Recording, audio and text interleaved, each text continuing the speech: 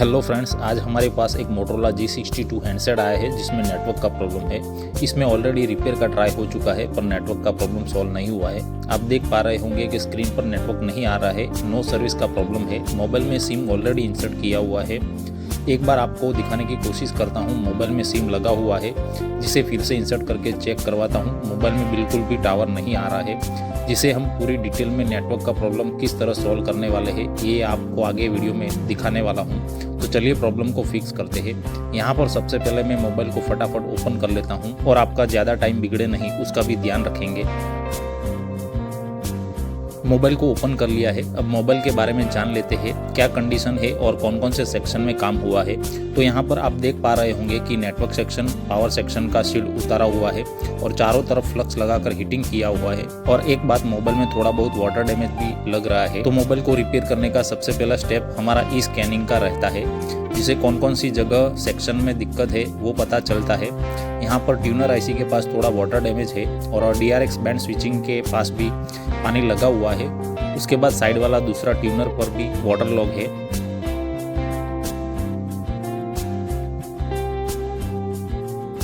Fault finding start करने से पहले हमें बोर्ड को अच्छे से PCB क्लीनर से, ब्रश से क्लीन करना है। जिस भी एरिया में फ्लक्स लगा हुआ है उसे कंप्लीट क्लीन कर लेते हैं।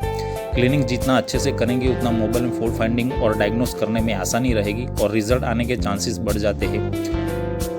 बोर्ड क्लीन कर लेने के बाद मीटर से कूल टेस्टिंग कर लेते हैं। एंटीना ट्यूनर आईसी के पास में VIO 1.8 लाइन और RFFE क्लॉक और डाटा की लाइन देख लेते हैं और ट्रांसीवर के आसपास में भी देख लेते हैं।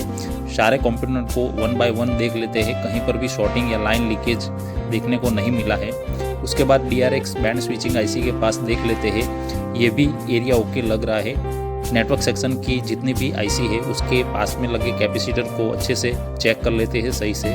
साइड में दूसरा एंटीना ट्यूनर आईसी है, वो भी थोड़ा वाटर डैमेज लग रहा है, तो यहाँ पर भी एक नज़र कर लेते हैं। VIO 1.8 के कैपेसिटर के पास चेक करने पर कभी कभी रीडिंग आता है, शायद कैपेसिटर बोर्ड से ओपन हुआ है उसकी वजह से हो सकता है।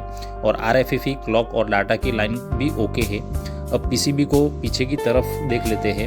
4G PA के पास में VPH की लाइन, VIO 1.8 और मॉडेम की जो लाइन है वो भी सही है, कहीं पर भी शॉर्टिंग नज़र नहीं आ रहा है। अब एक बार जो आईसी वाटर डैमेज है उसे निकाल कर देख लेते हैं।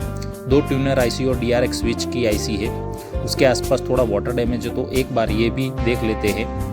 थोड़ा फ्लक्स यूज़ करके ट्यूनर आईसी को निकाल कर क्लीनिंग कर लेते हैं। यहाँ पर बोर्ड में पानी की वजह से ट्रैक थोड़ा जला हुआ लग रहा है, इसे ब्लेड से स्क्रैच कर लेते हैं और सारे ट्रैक को रिसोल्व करने के बाद एक बार GR वैल्यू चेक कर लेते हैं।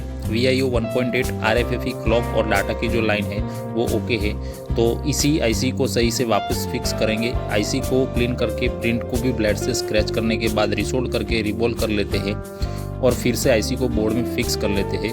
अब दूसरा ट्यूनर आईसी है उसे भी निकाल कर देख लेते हैं। आईसी निकाल लेने के बाद VIO 1.8, RFFE क्लॉक और डाटा के जो GR है वो चेक कर लिए और 1.8 लाइन का कैपेसिटर ओपन है जिसे रिमूव कर लेते हैं। अब जो आईसी निकाली है उसे भी क्लीन करके रिबॉल कर लेते हैं और इसे भी बोर्ड में हम फिक्स कर लेते हैं।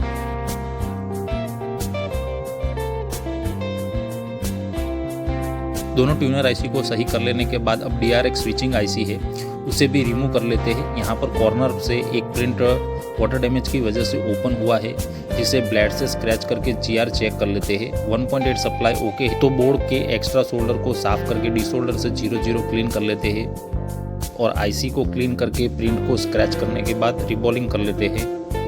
अब आईसी को बोर्ड में फिक्स कर लेते हैं। सारी प्रोसेस कंप्लीट हो चुकी है। हमने रिपेयर किया वही बोर्ड है, एक बार फिटिंग कर लेते हैं।